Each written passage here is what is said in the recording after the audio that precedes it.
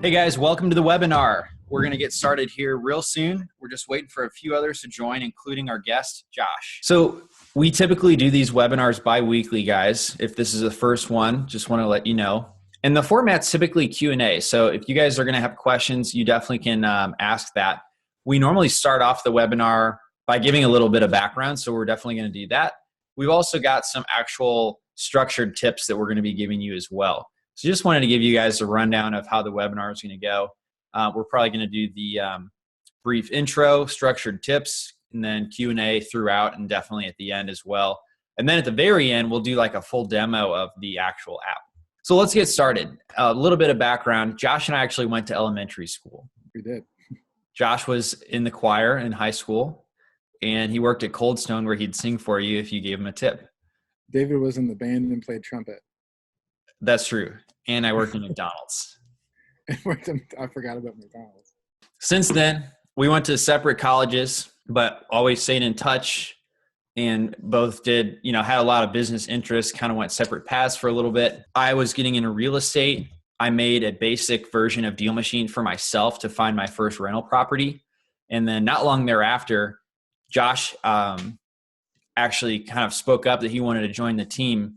We've got some great complementary skill sets. Josh has a marketing and sales background. And then since that time, so since 2018, you've exclusively focused on the enterprise side of DealMachine, which works with actual operators that have an existing business that want to add driving for dollars as a lead source in a way that doesn't take up the operator's time because the operator's so busy.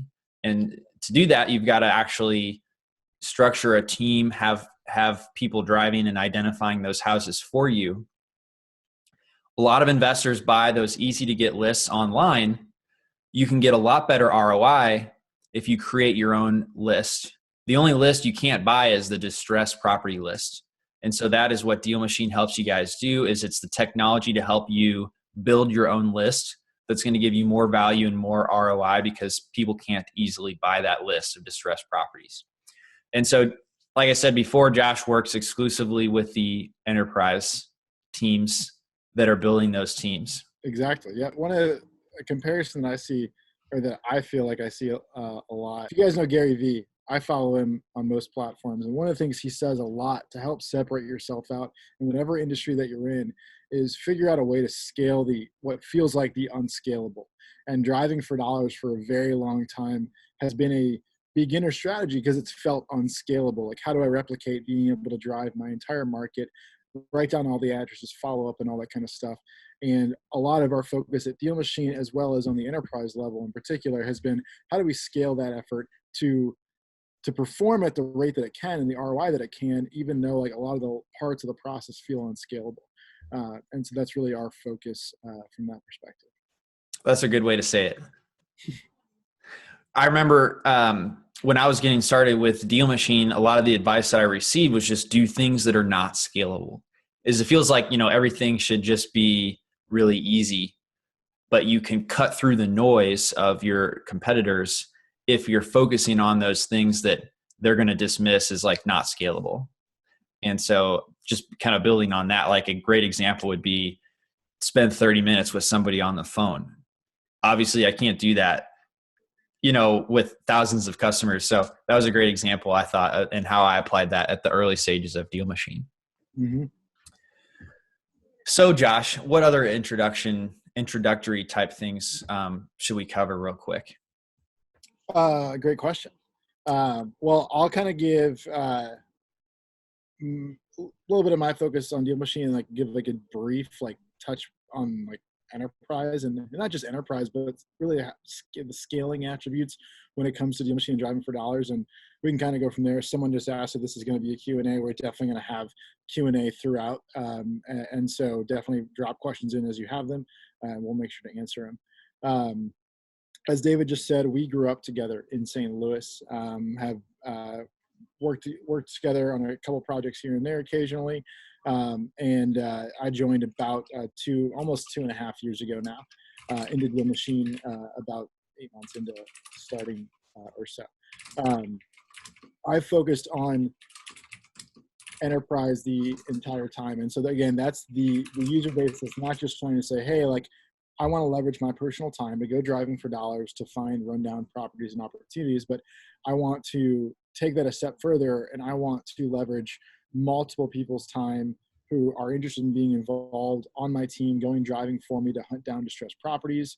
And I want to make the process of getting the distressed properties really as systematic as possible, as well as the marketing process to those properties as systematic as possible to try to get as many deals. Most of our basic users, I think when you look at the business structure from your own perspective, not exclusively, but you're really going to tap out at probably 2 deals a month.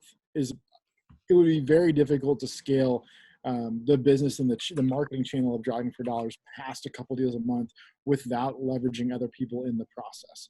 And that could be in different parts of the process that you leverage them. But the most frequent thing that people will typically leverage is other people who can go out and find and identify those distressed properties.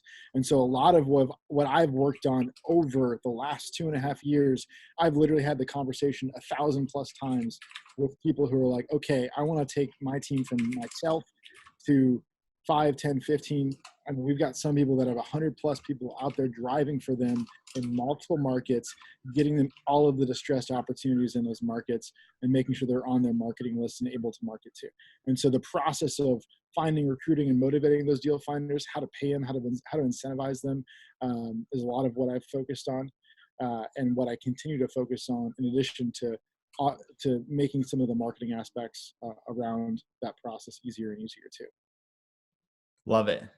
I'm going to share these notes that you put together for us. That way we can let everyone know kind of where we're at in our notes. Does that sound good to you? Yeah, absolutely. We'll use them as talking points and dive as deep as we can into as much as we can into them as best we can. Oh, there we go. You guys see that okay? I do. All right. So the first thing we're going to cover in scaling a street team is like, what are the different strategies for finding ththose drivers? And then how does that affect what payment structures that you're going to use? Sure. Yeah. And and David's done this well in Indianapolis for building a big list for himself. And I've done this a little bit in Raleigh and a little bit in St. Louis as well. And so I'll talk to those experiences. More importantly, to David's point, the first thing that you want to put in place when you're about to go out and begin recruiting people, first of all, decide if that's the right stage. If you're your first deal, or maybe one deal in, and you're still in the process of learning the business, it's not that we want to discourage people from recruiting other people to build your team, but it's being really honestly realistic. Like, what value can you provide that person to be on your team? Can you pay them appropriately? Can you for like just their time, or are you far enough in the business to coach them, which is part of the benefits if they could be a deal finder with you? Early on, chances are the answer is no. So I would say early on, if you're in that stage, chances are the better thing is to focus still on you going out, making the time to drive, or leveraging like a partner or maybe like a family member or a friend who says they're interested. So step one though, outside of that scenario, when you're beginning to actually build the team, you're doing like maybe a deal a month or a deal every month, really, really consistently. You've got a consistent pipeline of opportunities. Like, how do you consistently continue to build the top of the funnel with new driving for dollars prospects? Because you're already getting that middle and bottom funnel that's taking up your time day to day. And so the first thing to do that is identify what can I afford to pay people, and leverage and make a decision first on how I want to pay people, to then let that influence how and who I recruit. And so I'll give you the 3 examples of the way that I see people traditionally incentivize and pay deal finders, and kind of back that into how to recruit them a little bit.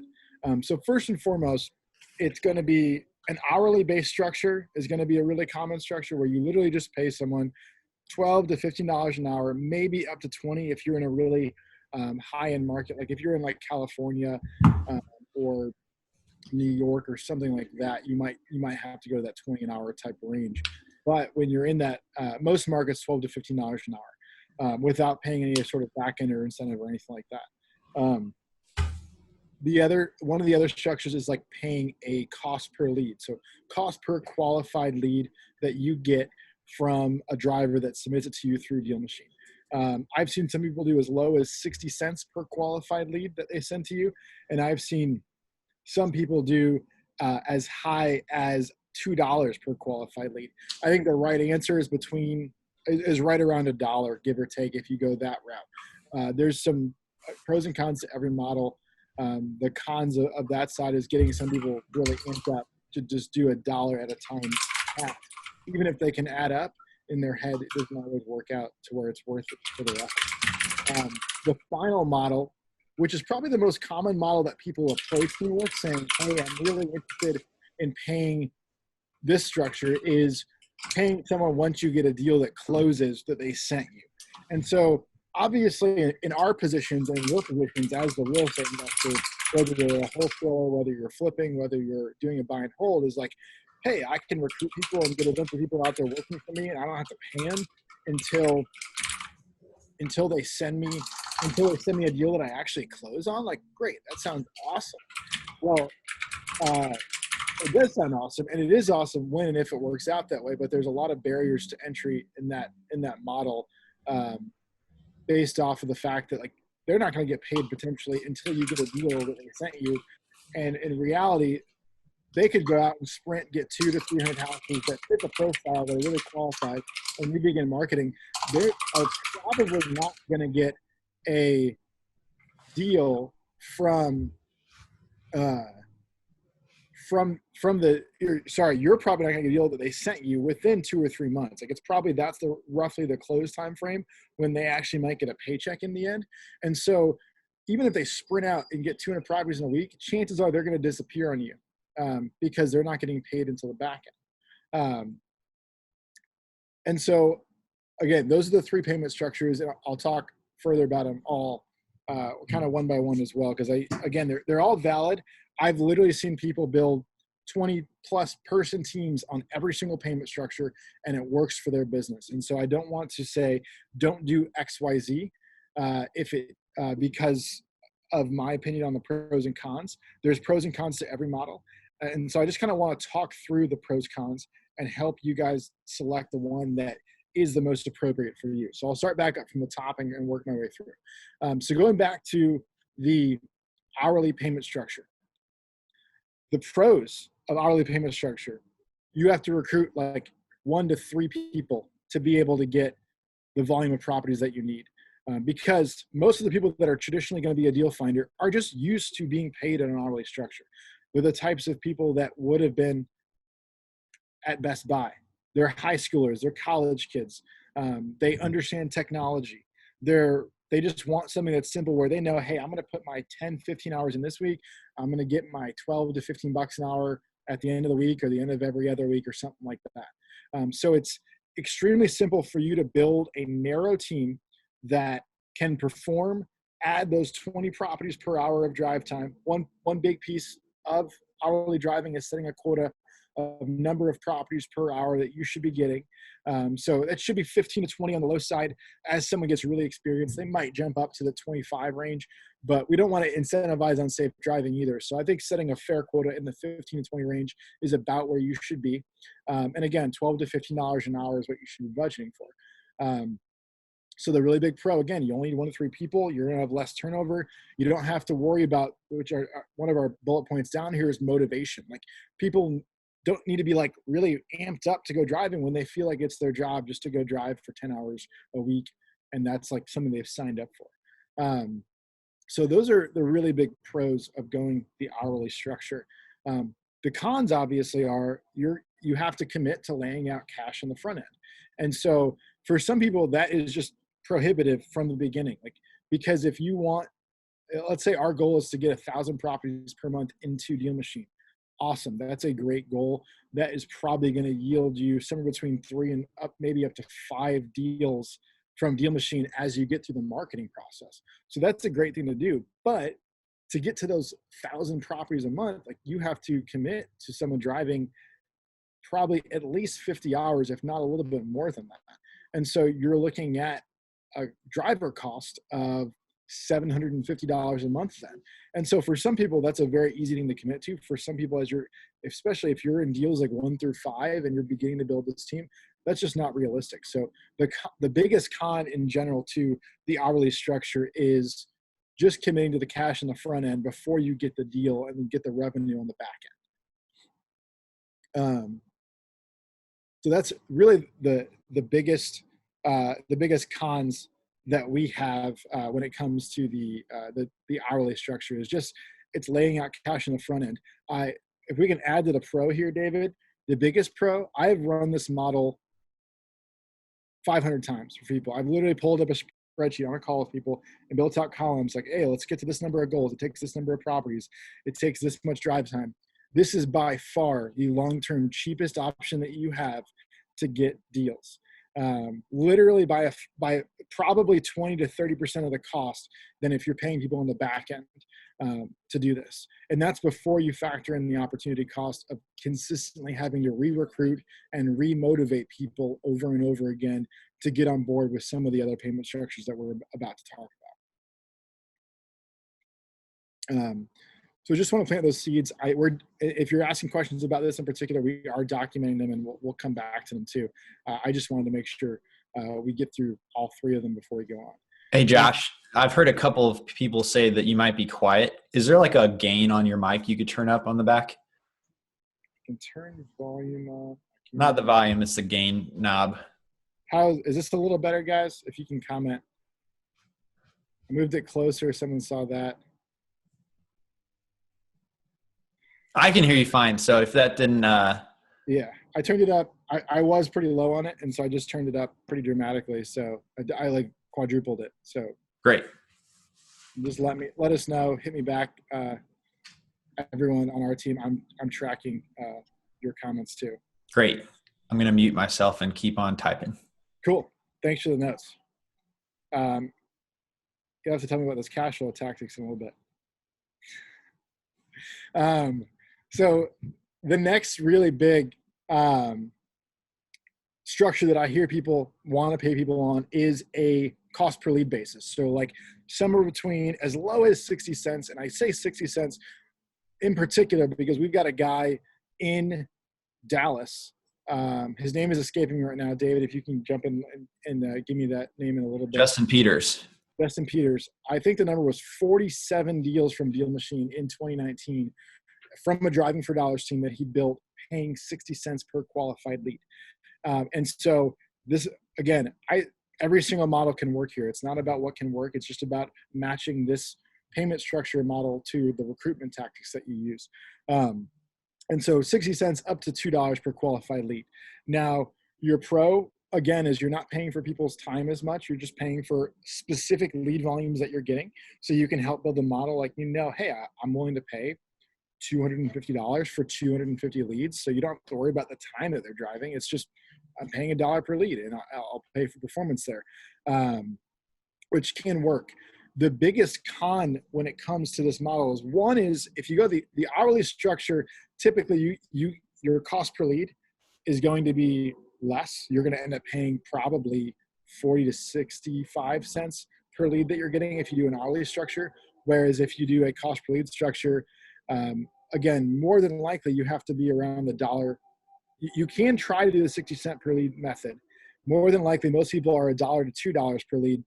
And the big struggle that you are going to have here in general is that people, again, who are deal finders aren't used to, hey, like if I'm going to go out and hustle, I'm going to get 100 leads, I'm going to get $150 for that or $100 for it. They're not the types of people that are used to getting paid for their performance. They're used to exchanging their time for money as opposed to exchanging their performance for money.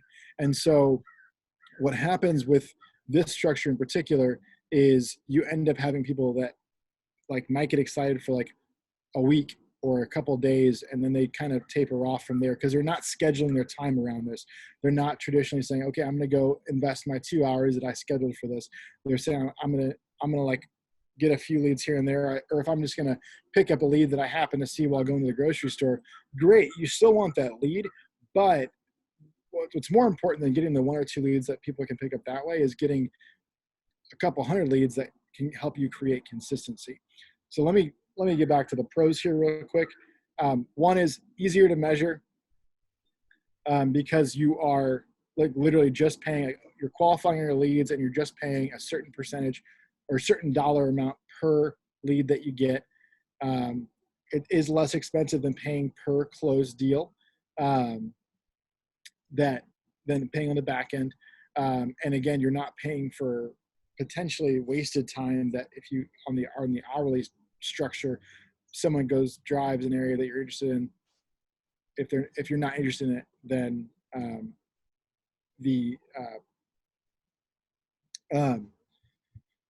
if you're not interested in the lead, or if they're driving an area that they get stuck in an area that's not a really wheelhouse area for driving for dollars leads, you might end up wasting some time that you're spending to pay people, wasting some money rather for people's time to drive areas that aren't targeted, because you're only paying for those qualified leads if you're only doing like $1 or so per qualified lead that they submitted. I think the biggest cons here in general are the stickiness factor with people who want to stick around and get paid on a per lead basis is far, far lower. And so this is the same count I'm going to reiterate here in a second, but re-recruiting people over and over again is something that your expectation is going to have to be if you're building a team that's getting paid on like $1 per lead. Because people who are deal finders just aren't the types of people that want to get paid for performance. They want to get paid for their time and exchange their time for cash back is typically what you see in this group of people that fit this profile of payment structure.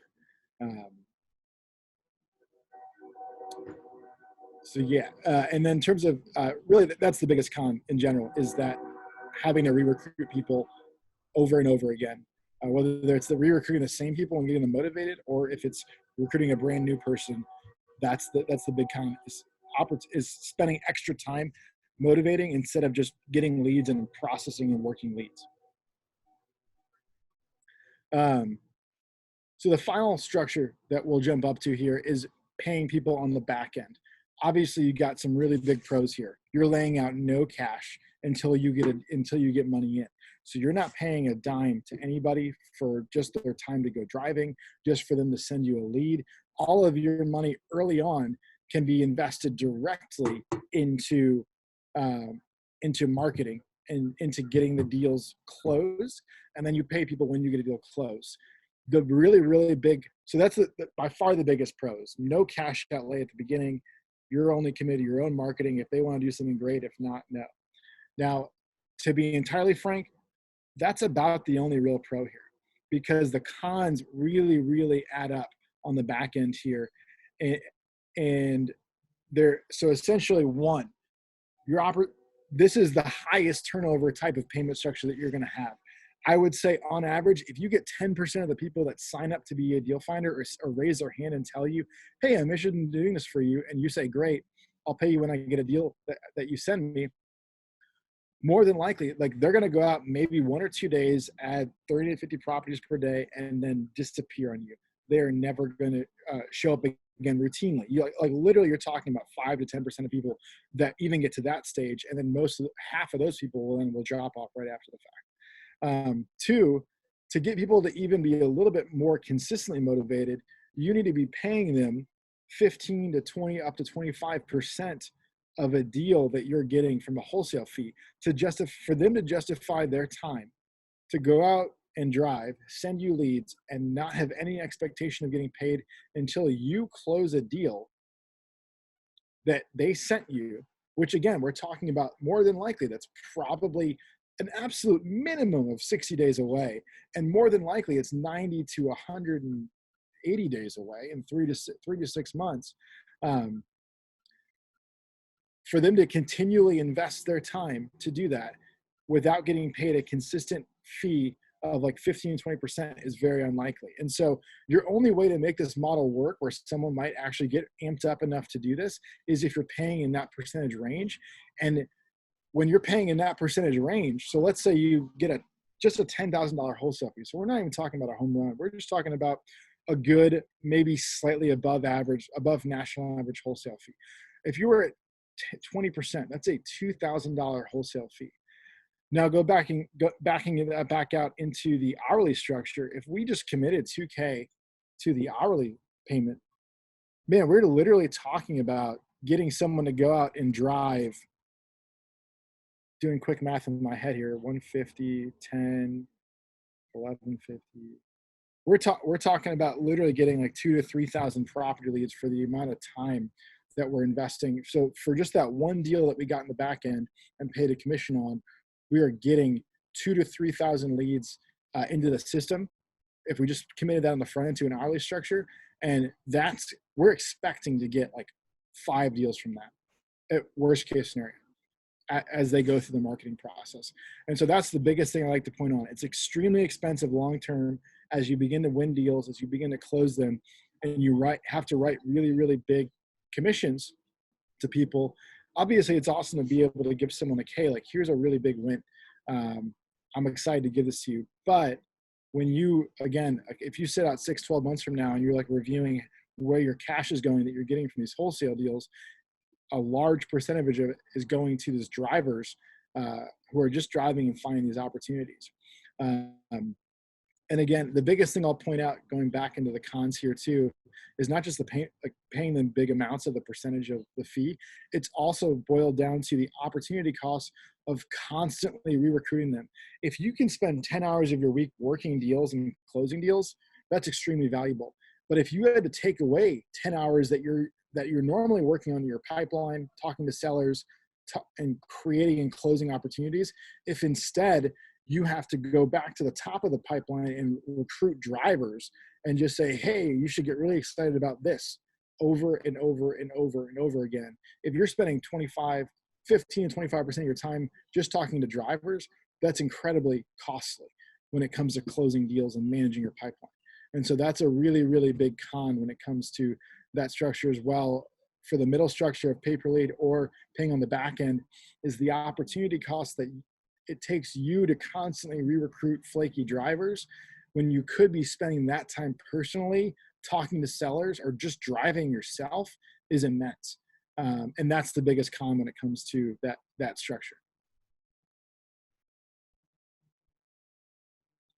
I talked a lot there, guys. I didn't intend to talk quite that long. So if you guys have any questions, obviously, let us know because I would love them. But hopefully that was valuable. Yeah, it's always great for me to hear you talk about it and to write notes myself. I'm like a learner by doing. So I hope you guys are actually writing your own notes too. We'll make this available, but it kind of cements it in my brain to like write it out or type it out. And so that's why I'm doing this live on the call as well. I actually made my own recommendation, Josh. You didn't say this, but I said if your marketing budget is less than $4,000 per month, you really need to just consider the per deal or per closed deal options. Yep. And you shouldn't consider the steady driver unless you've already got a marketing budget that's $4,000 a month or more. Right. Yeah. And I know I talked a lot about pros and cons there. I didn't even talk yet about, and I won't go too deep there. That's overall marketing budget. That's not how much you're paying your drivers. Right. Just keeping in mind, you're going to need to be doing marketing beyond paying the drivers too. Right. Yeah. And just to briefly touch on this. So we talked about these are the different payment structures that you have and some of the pros and cons. So applying this and then first deciding on which payment structure we want to go with, then applies to how and who you want to recruit. And so just to really briefly touch on this. So first of all, if you decide, hey, my only payment structure, the payment structure that makes the most sense is to not commit any extra cash in the front end and only pay people on the back end. Your main options in terms of drivers that you should be recruiting, people who are long-term motivated and want to get into real estate investing. So part of their benefit is learning this process. It's cutting their teeth on how to become a real estate investor, how to identify an opportunity. Maybe you say, hey, I'll bring you into the opportunity for you to get exposure to how to run a meeting, how to be an acquisitions person. And so that's a big type of person that you're going to want to recruit if you're paying in that structure, or somebody who you're not going to want to recruit on anyone that is trying to figure out where their next paycheck is coming from. you need to make sure that they're in a confident position where their extra time is being spent on this, but their rent, their mortgage payment, things like that on the personal level are taken care of. They're not looking for a job. They're looking for extra income is the best way to think about it. The cost per lead basis and the hourly basis then are a little bit different, with obviously the cost per lead kind of sitting in the middle. But if you're going hourly, it lets you open up and go the traditional route. So someone who's literally looking for a job to like a 10 to however many hours a week job you want to make it. If you can make it an hourly position, you can grant them predictability in the outcome of their time. So you can say, hey, I'm going to give you 20 hours a week. I'm going to pay you $15 an hour. And so when it's that structure, you can go to a traditional job board and say, hey, if someone's looking for a way to make an extra $300 a week, this is a way to do it. You're going to show up, you're going to drive, you're going to use DealMachine, and you're going to go driving and add properties that are distressed and fit this profile. And so you open up your pool of people when you pay people in the hourly structure as well, too. So the biggest mistake that I see people make in this part of this process is they decide on the first step.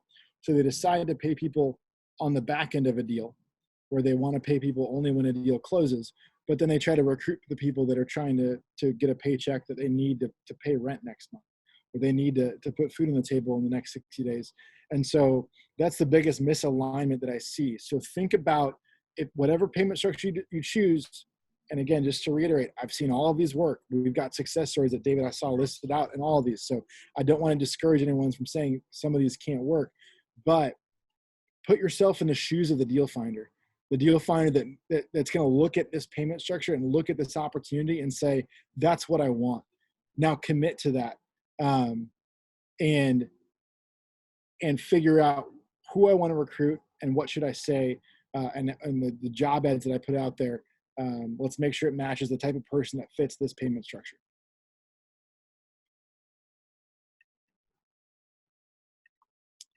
Sorry, guys, if I talked too long there.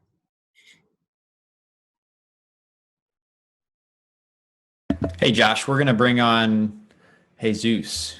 Jesus. I love it. Let's see. I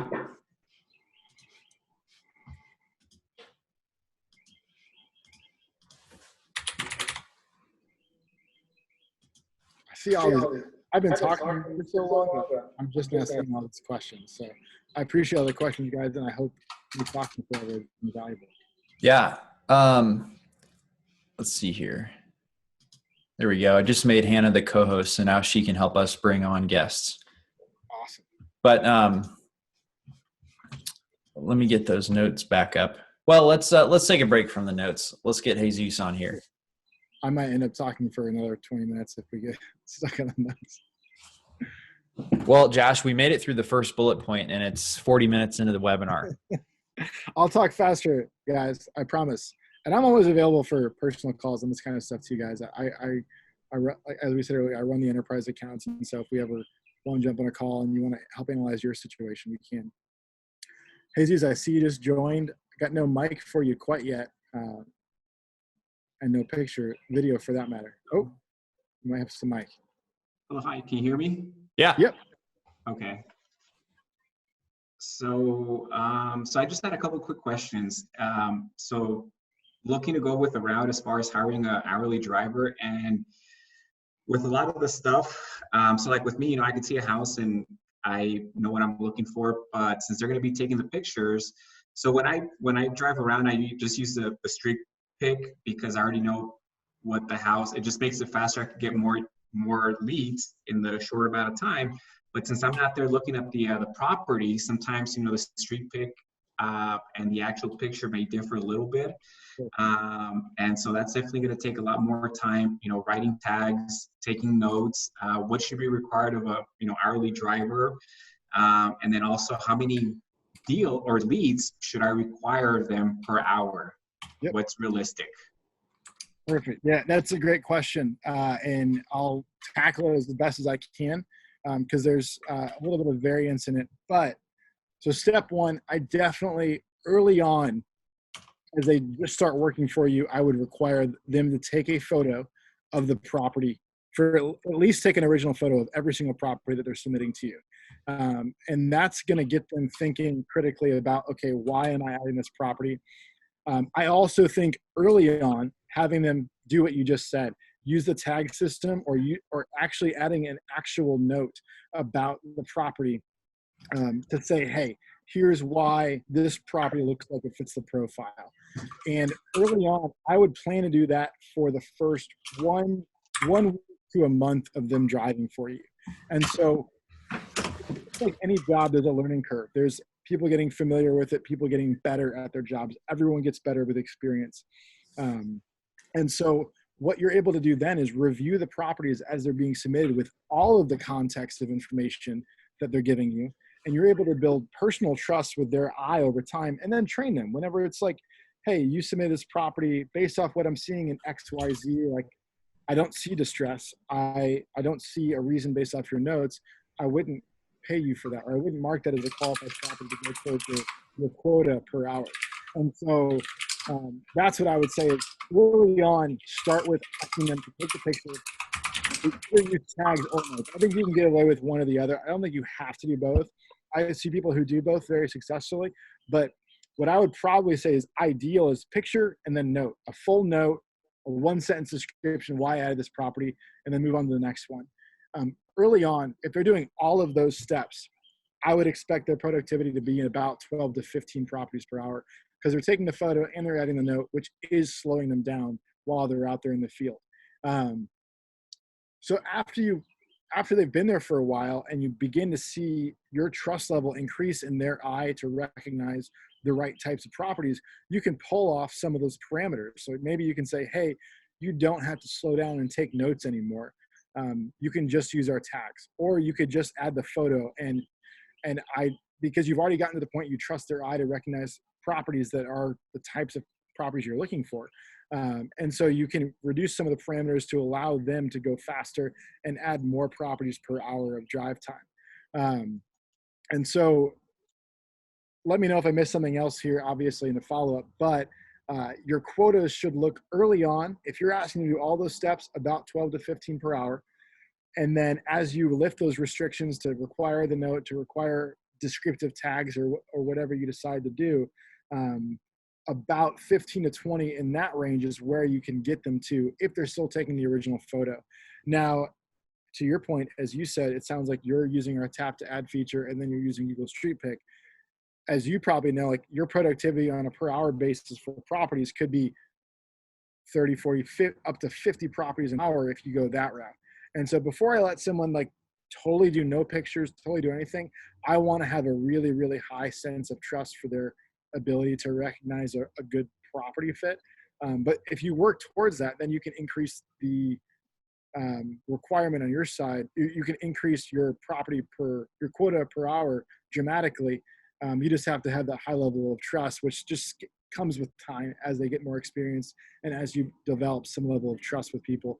But if it's someone early on just joining your team that you don't know yet, I would require at least the photo, and probably the photo and a quick note description. Because it's not even just them like acting maliciously and trying to like, oh, just add properties. It could be just them, they don't know. And asking the note helps them think really critically. It's like, if I have to justify my action to someone for what I just did, I need to make sure it's actually a really good action. And so that note helps them just process a property easier in their head. And the more they do that, the faster they become it. The tags are actually set up to like cover every type of common sign of distress as well. So like you can require them to tag something. And if they can't find something to tag, that's another good training tool. That's a good one.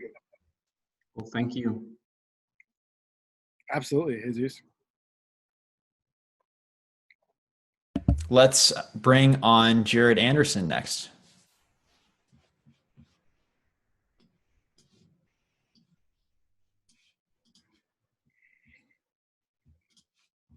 I'm looking for Jared. Hey, what's up? What's up? Hey, anyway, great app, you guys. Love it.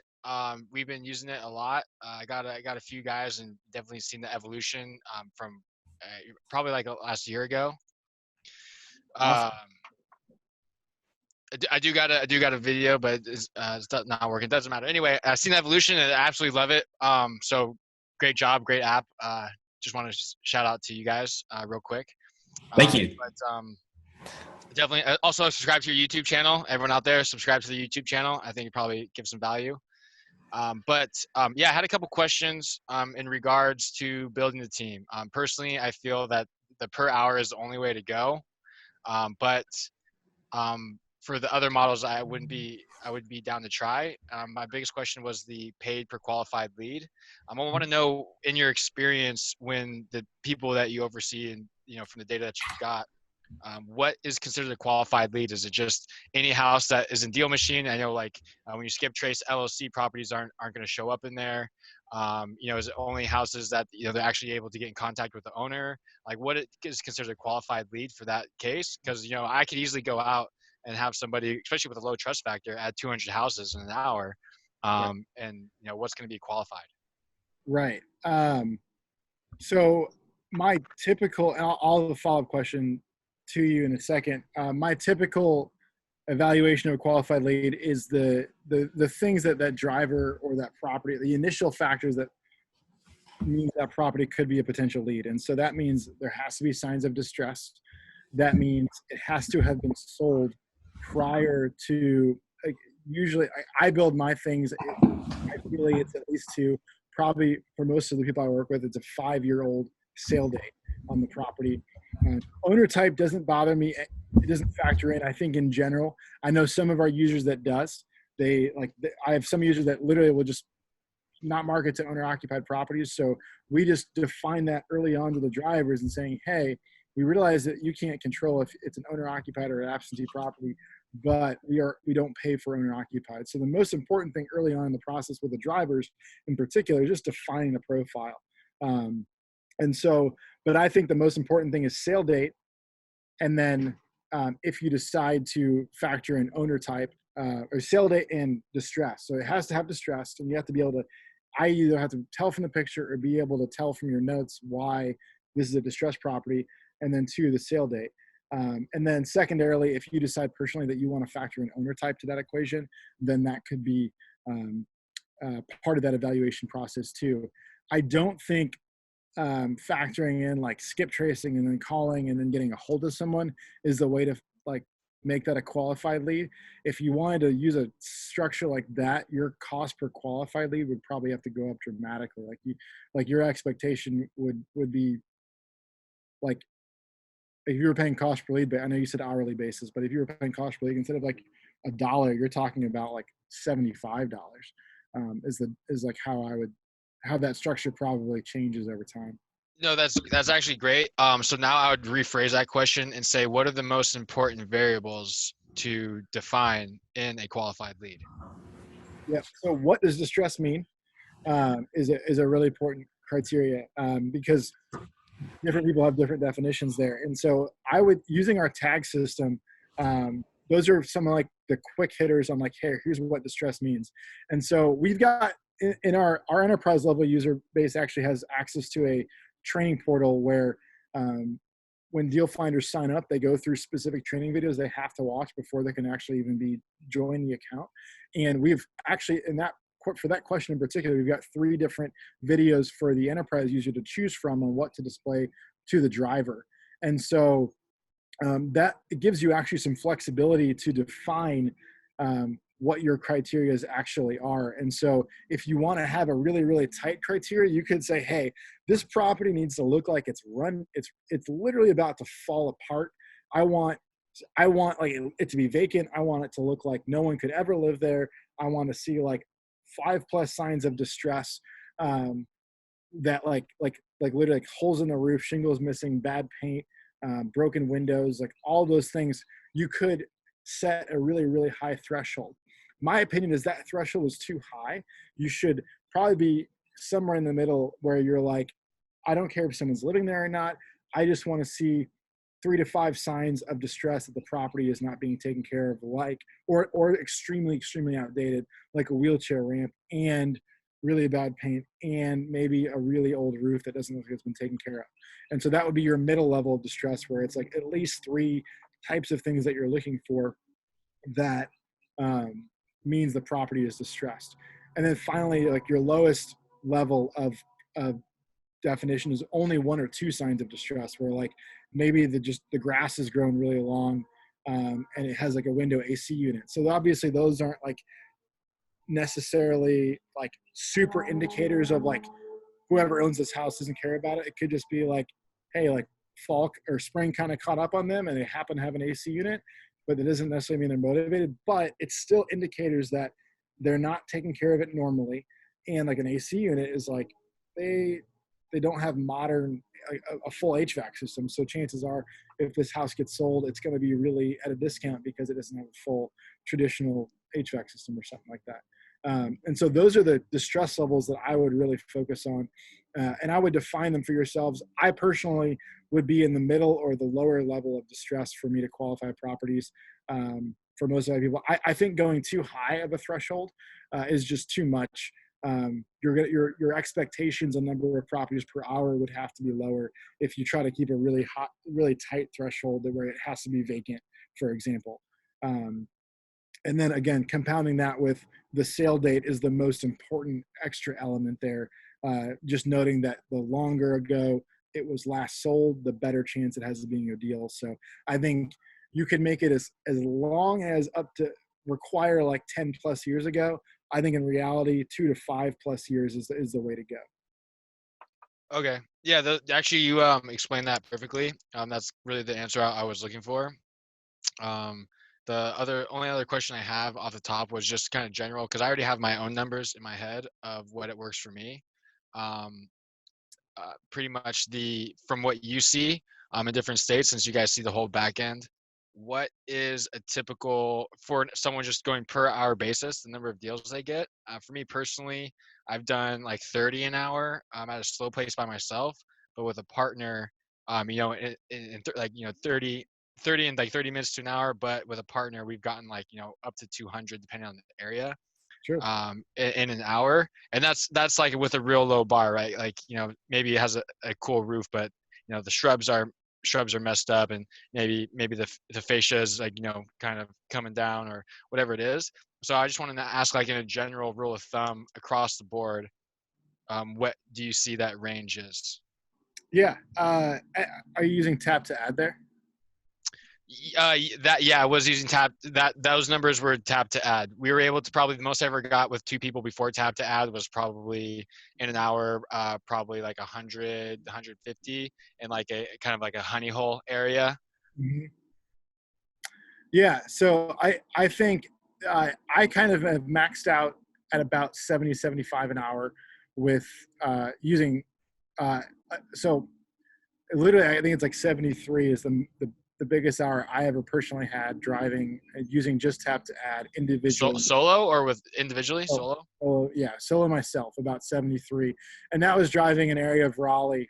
I live in Raleigh. And so not like an area that like every second house is a distressed property. It was just like maybe every like 15th house or something like that. And it was just literally tap, tap, tap, tap to put it into the system. And so I think that's about what I would say is your high-end expectation. I think tap to add in an average market where you're not asking them to take the photo, probably like 40 to 50 is the realistic range to be in. Because that also allows for, like, if you hire a driver hourly, you don't exclusively want to ask them to drive like C-class neighborhoods or B- class neighborhoods. You still want them to occasionally drive the B+ or the Class A neighborhoods to get the diamonds in the rough that no one else is going to look at. And so their expectation should be lower if you ask them to drive those types of areas. But you might just find that opportunity that fits into your marketing as like a really good potential home run deal. That's just a unique opportunity because no one else typically markets to those types of things. And so I don't know if that answers your question, but I think with a partner, I think it's reasonable to think you could, if you got up to 200, that I would say is probably on the super high end of the threshold that I think is achievable. I think if you drove 2 partners and they're both using tap to add in one car about 60 to 70 per person per hour is the absolute max I would suspect. Zach Booth, I mean, is a great example. He has a whole course on DealMachine and driving for dollars. And that's the exact model he's used, I know, in the past. He has 2 people in a car go driving and uses tap to add. He's a really good model to follow. And I think he's around that similar to what I just mentioned, about 70 properties per person per hour. Okay. And that's, what's his name? He has a YouTube channel? Zach Booth. Yeah, he has a whole course on DealMachine, actually. It's called D4D Mastery. I don't know if we can drop one of his links in Elise or something like that. Yeah, I'll drop it in here. Awesome. He's in YouTube. Okay. Yeah, no, that's actually really helpful information. I honestly think it's a 2-person job. I honestly think it's an hourly position. From my experience, I just don't see it being any other way, really. Yeah. I mean, I know it works other ways. Just right. There's difficulty to the other models, and I think the predictability of hourly is awesome. It's just that's why we don't know the pros and cons, because I've seen every model work for sure, and the pros of hourly is really the cons of the others. And so it's first assessing your own business to decide what model is the most likely, and then find the people that fit into the model that makes sense for your business, instead of trying to force feed one of the other ones. cool, man. That's the only questions I have. Only last one, just kind of a more fun one, man. A couple times I've used DealMachine, and like I noticed like it's not working. You guys have server issues every once in a while or something. Something going crazy. Maybe a push update went wrong or something. Because I've been doing it like literally in the best area I've ever seen. Just also it's not working. Like what? Yeah. I mean, like any tech company, there might be challenges here and there that we're always working through. Our tech support is 9 to 9 Eastern every day, and we reply typically within 5 minutes, and try to at the very least be able to say, hey, if we're experiencing something, our formal tech team and developers are going to take a look at it and get back to you as soon as we can. So cool. But you guys are doing a great job. I love that, man. Appreciate it. Yeah, and we'll pass it along to the developers that make it all happen, because sometimes David and I get a lot of FaceTime, and Elise gets a lot of FaceTime, but the people making it all happen don't, and they're awesome. Yeah, wonderful job, guys. Really appreciate it. You guys did a real create a lot of value out there for people. So, thank you so much. Appreciate it.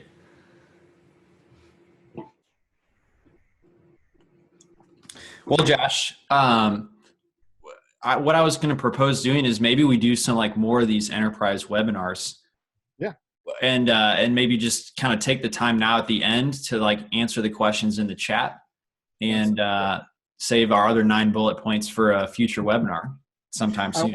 I won't spend 25 minutes. I promise that's the most elaborate bullet point, but there's like parts of every bullet point that I feel like to give a really solid answer, we got to flesh out. So that was a deep one, but I agree. I'm 100% on board for more webinars, but let's get to some questions. Can you see the questions in the chat?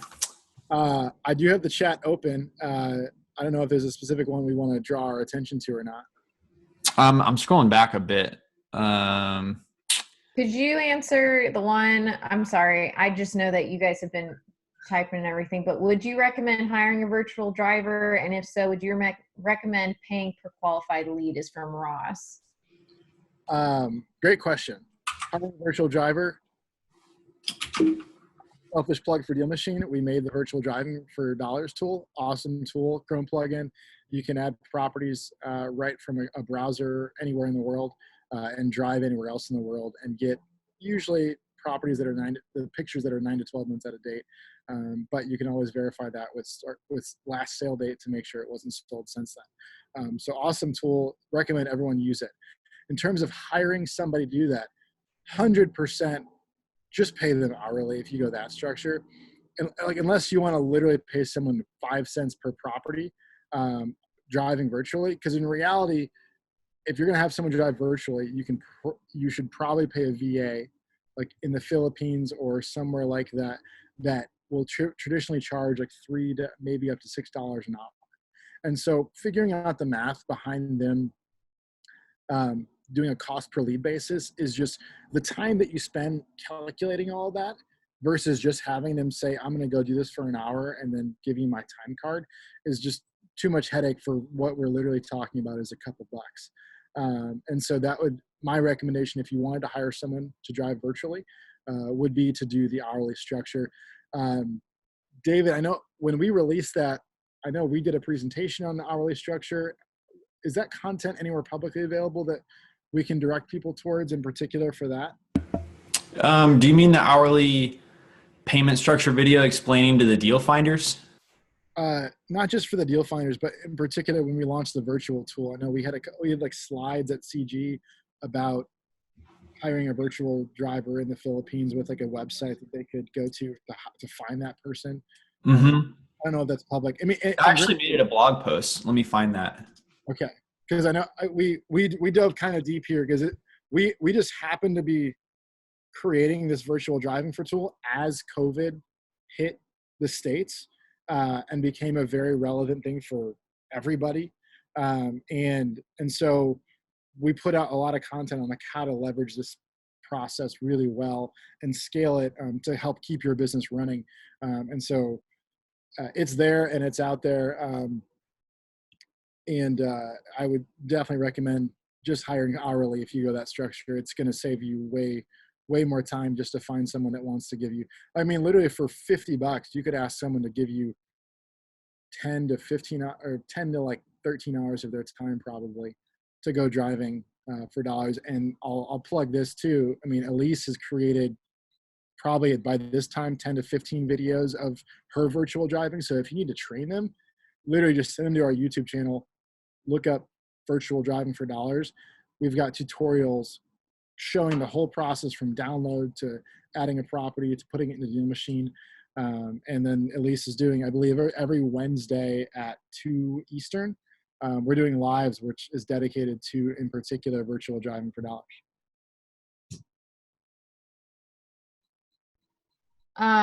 Josh, would you say someone's asking for drivers, W-2 or 1099? Great question. Pros and cons of both.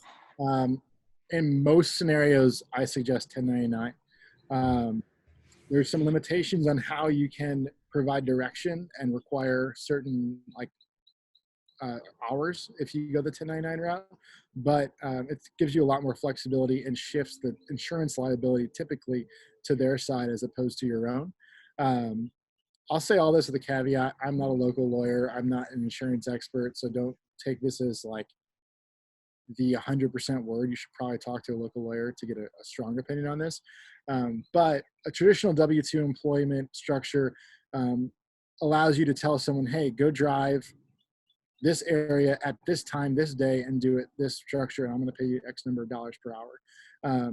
Gives you a lot of control, but with a W-2 employment structure, you have to pay taxes on the employee. You would then have to ideally provide insurance on their car while they're out there driving. Like if an insurance company, if they get in an accident while driving, an insurance company is like, hey, what were you doing? They're like, I was driving for this company as an employee. They're going to come after you as the person employing them in a W-2 structure. And so on the 1099 front, and we have a driver contract that is set up. I just dropped it in the actual comments. Awesome, sweet. And so that is set up as a 1099 job structure, shifts the requirement on the insurance side to the driver, and gives you all the release liability things that you need as the DealMachine customer to shift the liability to them, and just provide the kind of formal structure that is designed for that. The cons of the 1099 side is you can't tell someone, hey, your shift is X to X on this day, go do it or else you're in trouble. You just the legality of a 1099 versus W-2 employment doesn't allow you to do that. Or else they literally can argue that they are a W-2 employee, and then they could argue that you should be giving them W-2 benefits. So just note, like, if you go to the 1099 route is probably the route you should go. You can still pay someone hourly on the 1099 structure. You just need to definitively say, hey, this is what you're doing. I'm paying X for X for performance. I would prefer you driving in these and these areas. Or like you could give them zip codes in the 1099 agreement, say you need to be in this areas for me to pay you. And then they're just performing according to your guidelines, and then you can pay them accordingly. So hopefully that helps, but 1099 is almost certainly the structure that you should go with. I do know some people who have hired more full-time level drivers that are on a W-2 structure for that purpose, but 1099 is probably the most often recommended route. I'd also say too, most of our customers are set up far easier to make a 1099 employee than a W-2, because if you're not set up yet for a W-2 type employment structure, it becomes a whole other task to get to that stage too.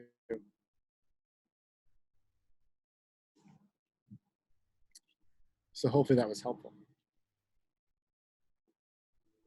Very helpful.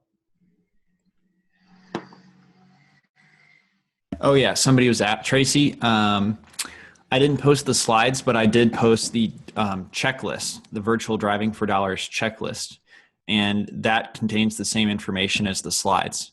So you can download that. It's in the chat.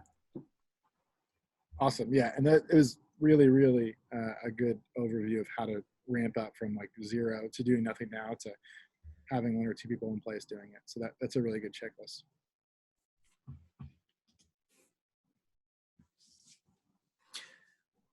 Should we shift to doing a little bit of tech overview, a little demo? Yeah, unless we have another really, really good question. I got a really good question from Robel. All right, let's hear it. He was asking if we're seeing people getting forced to become licensed. And I've seen that in Illinois. I haven't seen that in other states. I know Oklahoma, or no, where does Corey Boatwright live? Oklahoma. Yeah, it's Oh yeah, Oklahoma started the process, but I did not hear that they've actually decided that you need a license. I believe that is 100% accurate, that Illinois is the only state as of this moment that it is 100% required to, like, you cannot wholesale legally in Illinois unless you are an agent and a registered agent. And everyone that I've not like looked at like the legal stuff myself, but everyone I respect in the space says that very, very definitively. And Oklahoma is the other one that has stuff in motion to put that in place, probably a few months at minimum, probably up to over a year away from that actually happening, if it even does happen. I have read people in California mention that if you do like over a certain volume of deals a year, then you might fall under the commission's guidelines and you would have to be an agent. So best advice I can give you is you should really talk to a local lawyer or just your local real estate commission. Use your lens of local real estate commissions are motivated by you being an agent and by other people being agents and protecting their own. But if you ask very explicit descriptive questions about like, hey, like this is exactly what I'm doing. Do I need to be a part of this? Or like like, explain this to me. The people who are in charge of your local organizations can usually give you a strong inclination. And oftentimes it's part of their job description to answer questions like that. So they should be available to help.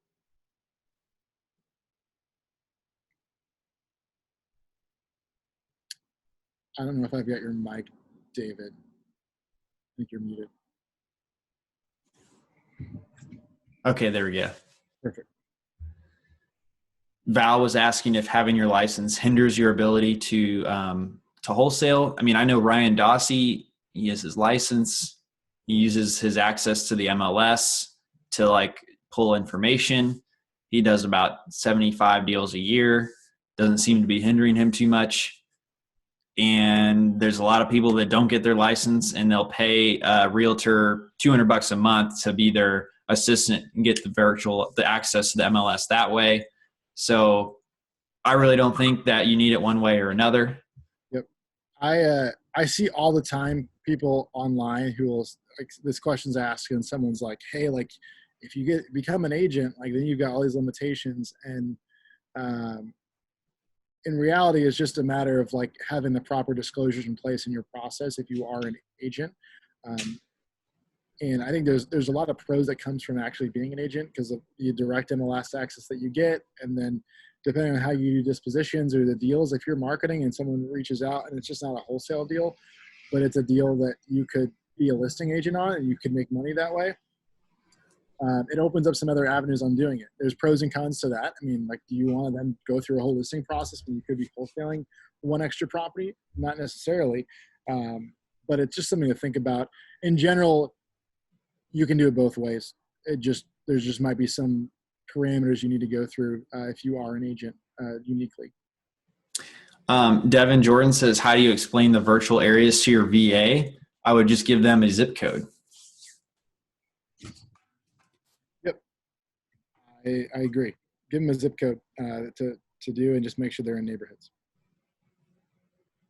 Okay, so Christopher says, can you specifically say what type of person you see take on the back-end payment structure? TJ Russo is a great example of that. He was our last webinar guest last week. He operates in Seattle. He has a large community of drivers that all work for back-end payment structures. And when we actually talked to 3 of their drivers on the actual call, they actually called in to the webinar we did with him. And talking with them, they were all very appreciative of TJ's willingness to bring them under his wing. And if they get a deal that actually gets a call back and an appointment set, he'll actually coach the drivers through actually working that lead. So that is who I see working very, very well on the back end payment structure. The other alternative is actually like a family member. So if you're like, parent is retired and they want to have extra cash, they want to help you out, like, that person's going to be reliable. The people that don't work out well are the ones you try to recruit on Craigslist, and they're going to fizzle out after a week because, they're looking for gigs on Craigslist because they need money now. That is a very good summary of what I said earlier in much more succinct and understandable terms. I may have rambled on a little bit earlier, guys. Apologize. No, everybody's loving it. Prime Property says, how up to date is the virtual area? I mean, that's the downside of virtual driving for dollars. What I suggest is it's up to a year. I think I've seen in major cities, Google redrives it every year. So it's up to a year delayed in big cities, and then, outskirts even less frequently. The virtual piece is something to experiment with if you're not wanting to leave your home, or if your team's not wanting to leave your home. If you're already doing the driving and your drivers don't want to drive during the coronavirus, have them virtually drive. It's also something to add on if you've already mastered the real driving. That's how I would recommend it. But yeah, and to that point, Elise just mentioned it there in chat too. The timestamp of a photo is typically the bottom right when you're on Google Street View. It has the month and the year that photo was taken last. So you know exactly when it was. And then as you add a property, you can just cross that with the sale date of it. And so if if it was sold since that picture was taken, or maybe within like a month or two of it being taken, you can expect that it's not an opportunity. But if it was well before that, then you can fairly guesstimate. I mean, there might be like 5% of properties that may have been flipped since then because an owner finally got around to it.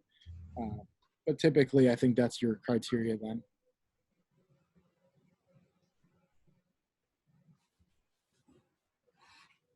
I know Mike Baird.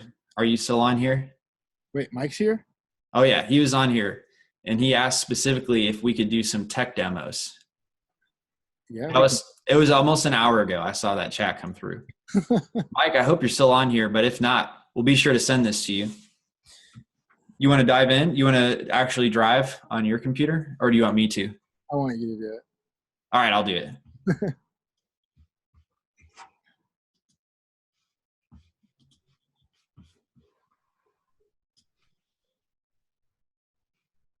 Mike's on. We should bring Mike on. Last time he joined, he was wearing a sombrero. I think he'd be very entertaining. Let's bring on Mike.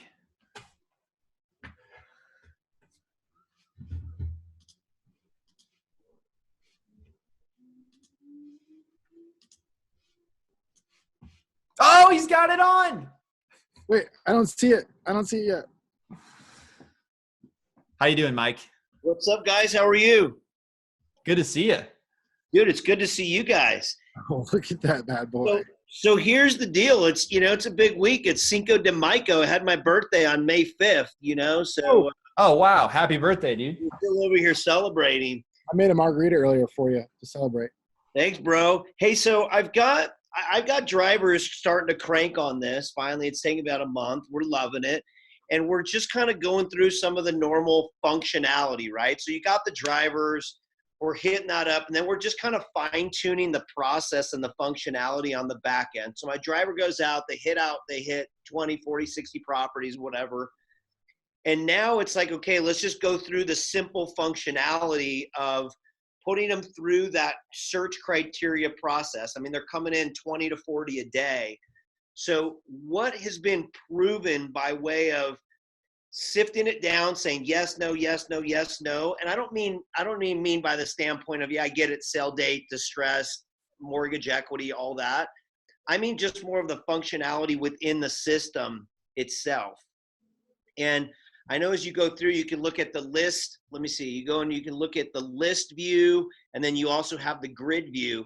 My idea was to go through, basically do an enhanced search for everybody, because I'm going to be calling all of these guys regardless of mailers or not. Like, my thought was, we're calling everybody, we're texting everybody. We got to hit them on multiple fronts. So yes, I'm going to do that. I'm going to do enhanced search on everything that I keep and that I like.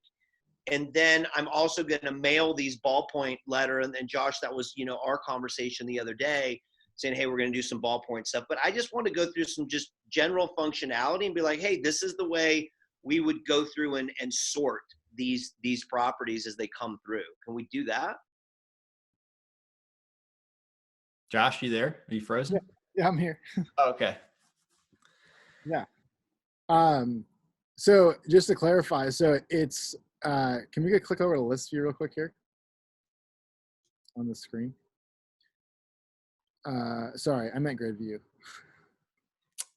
Yeah. Should we show them the new grid view or just the existing one? Let's just show them the new one. I'm so excited for it. Okay. Well, I don't have the link. Let's just do this real quick. Okay, cool. So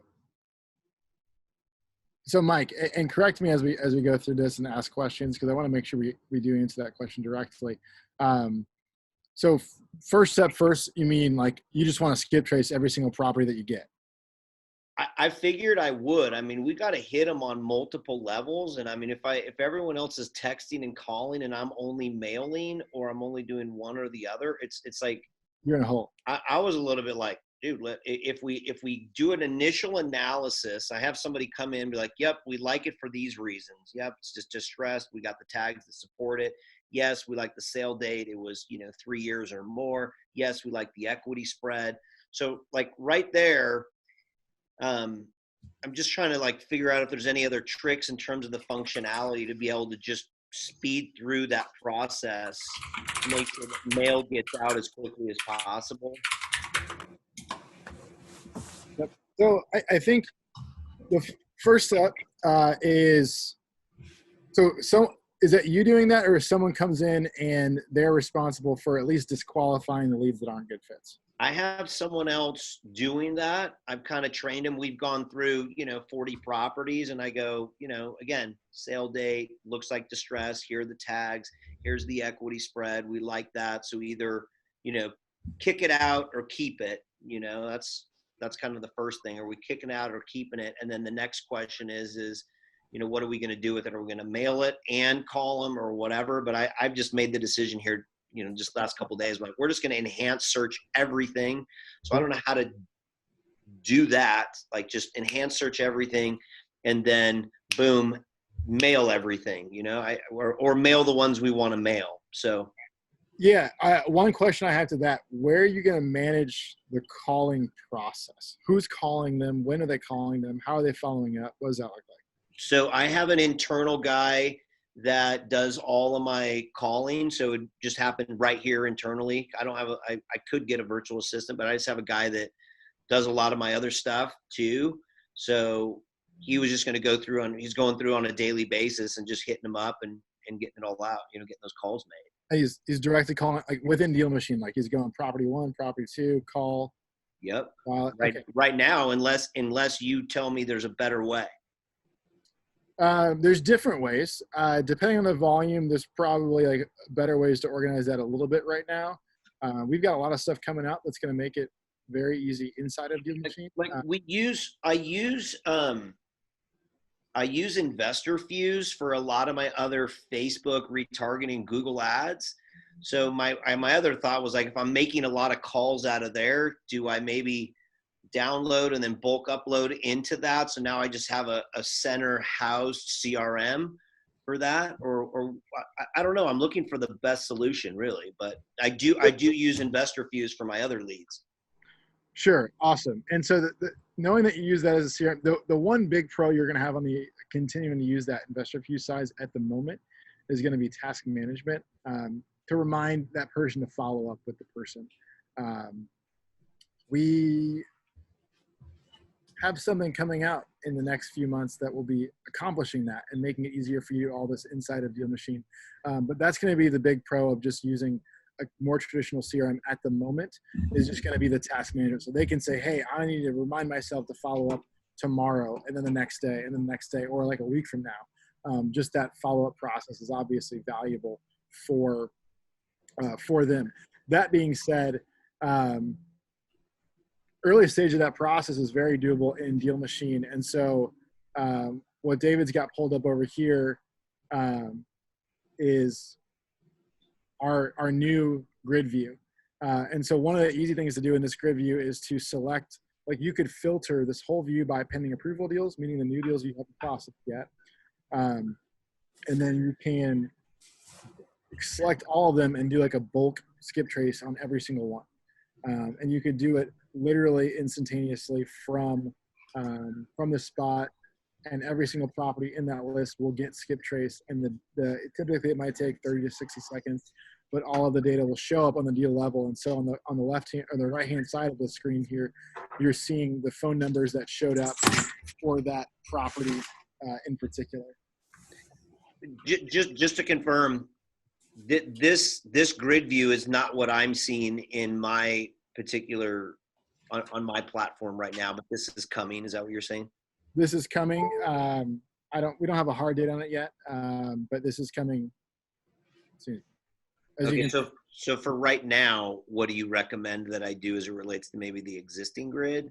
Most of the existing grid will work somewhat the same. It's a little bit smoother on this new update, but you can still select all of the deals with like a pending approval filter, for example, and do a bulk skip trace on them. So it's still very achievable to do it today on your screen that you're seeing too.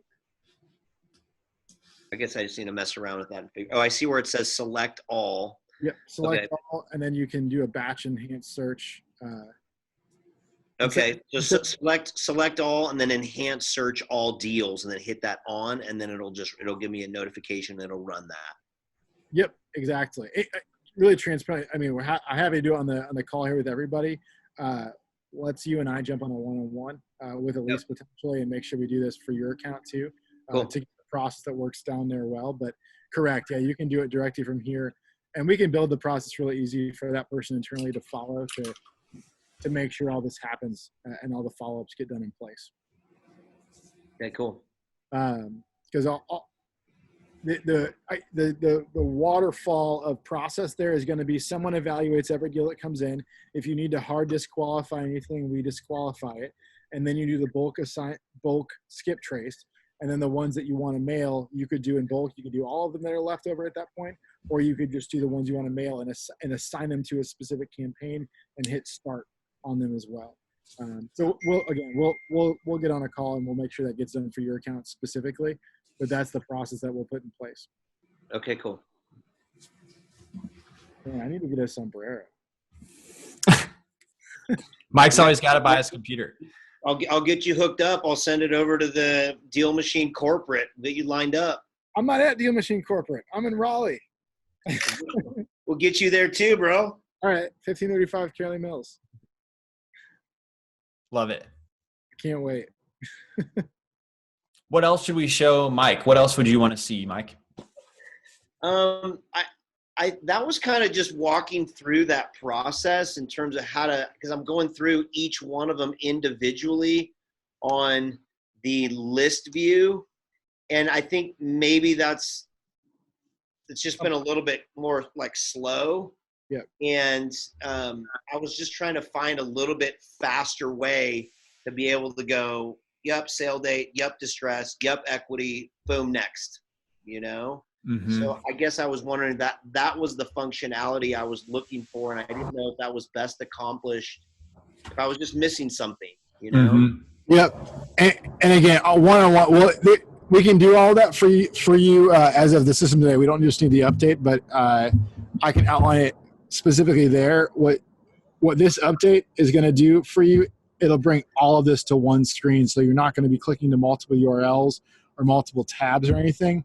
You'll be able to look at a deal, pull in the preview that you're seeing here on the right-hand side, look at all that data, record a note, look at all the previous notes, and you're not going to have to leave the screen at all to do all of those things. Yeah, because one of the things that's a little bit of a pain right now, honestly, is like I've got a property in there and I kick it out and I get it. I have to hit trash and then I have to hit delete because I don't really, I'm definitely not interested in this property, right? And then once I do that, the system pushes me to go all the way back to click on the deal tab and then click on the list view again and then scroll down to wherever I was in my list to continue that process on the following property, you know? So agree that workflow can be better. Disagree that you should be deleting things. Okay. If it's not a good fit, put it in disqualified. And maybe I'm not seeing that. I'm clicking on the top 3 buttons and then I go send to trash. So we have a deal status system. One of the statuses in particular is unqualified. And where is that? If you're in a particular deal in your system right now, initially it'll say pending approval. If you already marketed to it, it might say with marketing. And if you click that on a particular deal, it'll pull up all the options. And then if you scroll down, you'll see the unqualified deal status as an option there. I see that there. Okay, perfect. That's actually, yeah, because that was worth the call right now. So thank you. And so that's up because it might become useful in the future. Like I've told a lot of people for a while now, like, hey, use like 2 years as a pretty hard deadline for, it has to have been sold at least 2 years ago for you to potentially justify marketing to it. Well, in the last 4 months, a lot of people's economic situations has drastically changed. And if we already know, even if it wasn't qualified for our marketing before, but if we already know that this list of properties was super distressed, their situations may have drastically changed, causing them to want to sell the property. And so never delete data is kind of my viewpoint on it. At the very least, move it out of your data set by putting it in unqualified, and then maybe come back and review it in the future.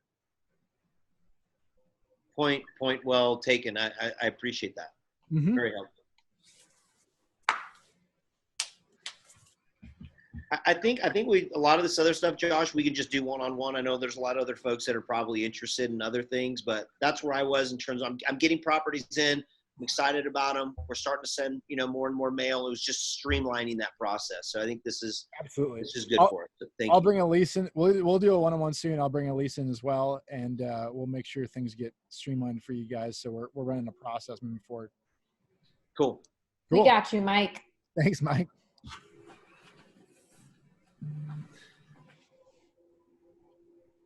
All right. Let's see.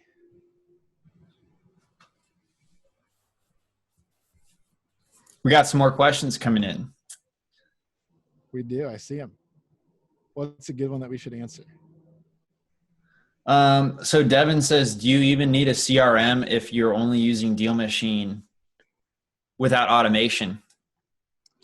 I think we've built in some like low level CRM features to DealMachine for those without a CRM. So there's definitely successful individuals getting by without it.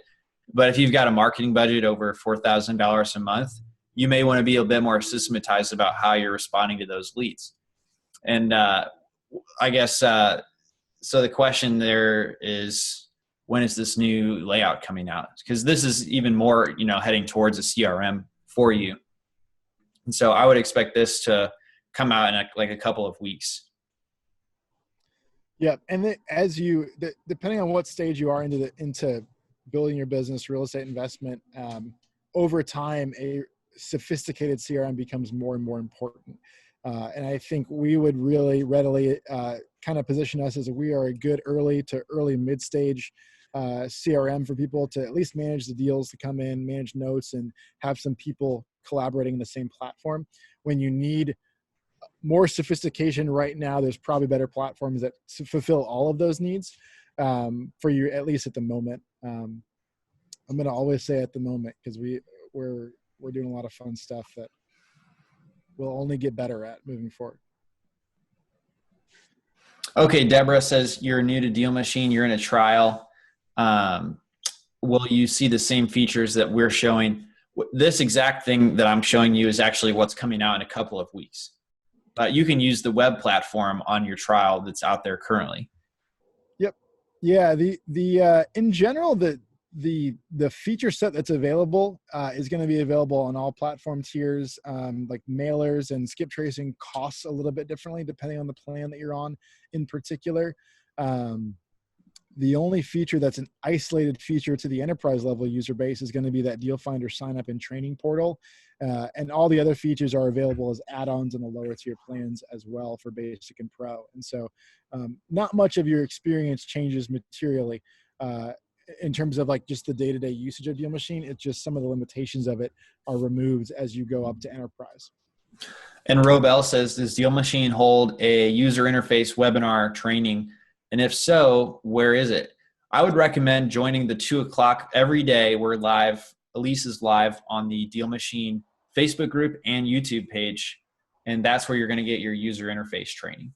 It's the Kanak attack, and she'll make sure you know everything there is to know about DealMachine. And it's, like David said, it's live Q&A with a person. She's dedicated to just making sure you have the information that you need. And usually a lot of times she brings on a guest for that. She might have like an overall focused topic for the day. Like I think I said earlier, Wednesdays are a lot of times virtual driving for dollars focused. But in the end, like the goal there is to be able to provide that, like if you have a question about something, like it can get answered by a live person instead of having to go through chat support. Although chat support is also readily available 99 Eastern every day, and they can always answer your questions too. Prime Property says, what type of success have we seen from people who are using DealMachine and just doing virtual? Well, it only came out a couple of months ago, but I would expect fairly similar results. But the original reason why we made it is because somebody on Brent Daniels' team actually had paid somebody to do this and got a $50,000, wholesaling fee from it. And they showed us their process, and we actually just made the process that they were doing easier with the extension. So we didn't just kind of make it up and hope that it worked. We built it around somebody else's successful process.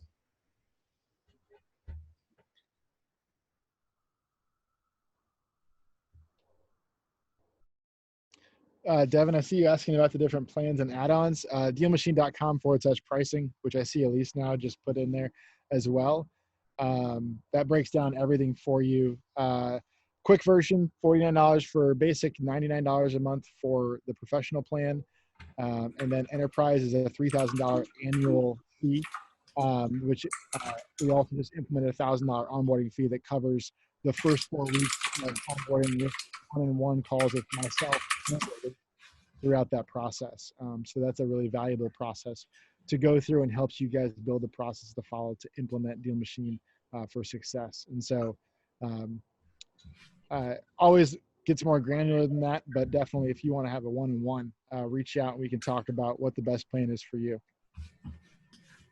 Thanks, Josh. Mm-hmm.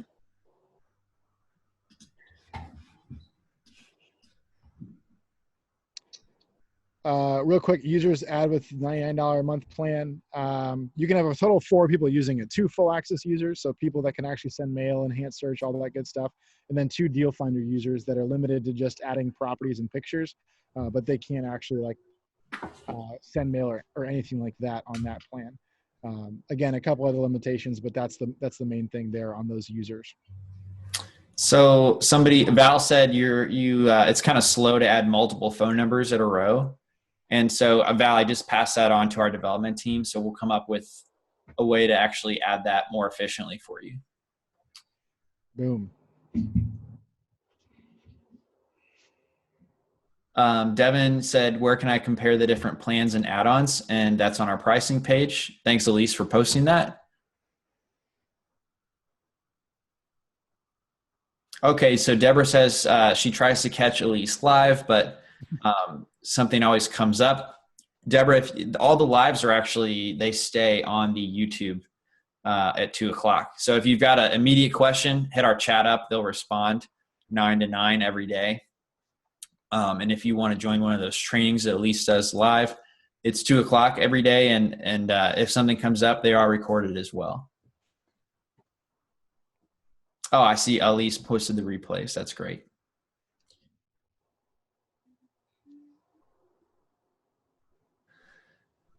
Barry Justice, welcome to DealMachine. I saw that you're brand new.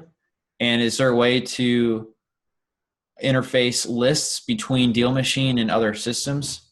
And you can actually, you can export your list from DealMachine. You can also set up like a Zapier integration. So the leads you're adding into DealMachine get pushed to, any other system that you might be using.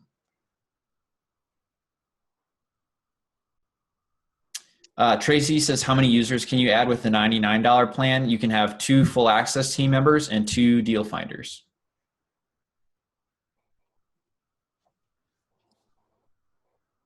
Will we ever have a feature to help with finding cash buyers? And that's from Prime Properties. And I saw that actually in our feature requests. And so if it's on there, we'll probably do it. There is a link I'm going to send you guys right there. Boom. Yeah, so check that out. If you guys have feature requests, always submit them there. That way we can track them and people can vote on them, and we can do what's most important for you guys. So Sony, you're saying, is DealMachine compatible with REI Rail? So again, you can export from DealMachine, or you can connect DealMachine to send leads to another software with Zapier. So those would be the 2 ways that you would do that. Yep. Yeah. In general, a CSV file is going to be your best way to move leads back and forth. We did recently launch an importing lead feature, a bulk upload feature into DealMachine, available on the professional and enterprise level plans.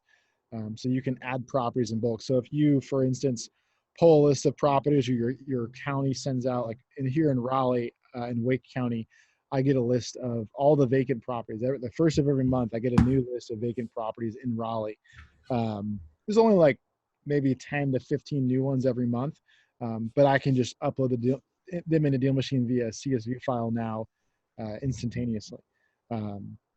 And so we make it easy for you to upload those lists. And if you want to use our mailers or just pre-mark the properties that you would find out driving, you can do all that. Awesome. Well, Josh, do you have any send-off advice for everyone tonight? Send off advice. Great question. The 2 pieces I'll send off. One, I'll give one for kind of earlier stage users and one for more users that are further into building their real estate business. Early stage users, go out and consistently try to get to 750 to 1,000 properties a month into DealMachine, into your marketing funnels. Commit to a marketing funnel for at least 3 months. And so when I say that, a marketing channel really, and so when I said, I mean, if it's going to be direct mail, commit to direct mail and make it happen routinely, and get the follow-ups and make it consistent. If it's going to be SMS, if it's going to be cold calling, whatever it is, decide what that medium is going to be and commit to making it happen. And again, try to put through a consistent new 750 to 1,000 properties into that funnel each month. And because that new properties in and that follow-up are the 2 things that are going to factor into consistent results for you guys to actually get the deal flow that you want and build the business that you're trying to achieve. So early stages, that's the biggest thing. Get the new properties in and consistently follow up and market to them. As you scale and grow your team and grow your efforts, I think the biggest thing, like we talked about earlier, is team building. And so figure out who and how you want to be recruiting. people to do it and what roles they can fulfill. I mean, we talked a lot about driver recruitment today. Obviously, that's a big central piece to DealMachine. But maybe a driver could be an acquisition person for you who actually does more than just go out and find properties. And there's all sorts of ways that people can be involved with your organization, and figuring out how to leverage other people's times and other people's what they want to get out of the business, and fit that into what you're trying to achieve can help you get from like we said. I kind of mentioned this earlier. You're kind of probably at a 2-month a deal cap consistently. You might have spike months here and there, but consistently 2 deals a month rather, without adding and scaling your team. And so really trying to identify your weaknesses, trying to identify the areas of the time that is being most restricted in your business is going to be helpful. Oftentimes we find that is driving, obviously, with DealMachine. So figuring out how the best way that you and your business can try and scale that is really, really helpful. Awesome. Thank you guys so much for joining us. And I hope you guys have a good rest of your evening. Would love to see you guys tuning in on the 2:00 Eastern time lives on our Facebook community and our YouTubes. So join us there every weekday, and I hope you guys have a great night. Thanks, Josh. Thanks, guys. Have a good one.